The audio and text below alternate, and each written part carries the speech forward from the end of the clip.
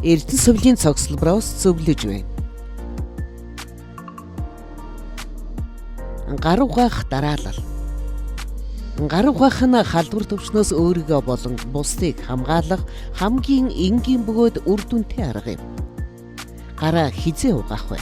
Та гэртээ орж ирээд хоолунд идэх ба бэлтгэхийн өмнө амны хаалтаа сольж зөөсний дараа, ариун цэврийн өрөөнд орсны дараа нялх хүүхэд асрахын өмнө гараа заавал савандаж угаагаарай. Гараа 1 минутын турш нэгүүллийг 4-5 давтан угаана. Гар угаах дараалал.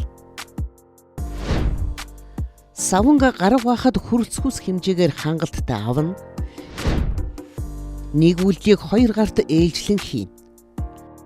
Савангаа сайн хөөсрүүлнэ. 2 гарын алга болон хурууны завсар хооронд үрж угаана. 1 гарын алгаар нөгөө гарын ард талыг үрж угаана. Хурууг үеэр нугалж нөгөө гарын алган дотор хурууны үзүүр, хумс, үений хэсгийг үрнэ. Алганы хонхорыг нөгөө гарын хурууны үзүүр хэсэгтэй хооронд нь үрэх.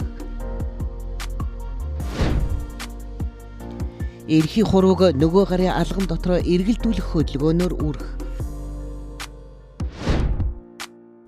Гарын бугуй үрэх.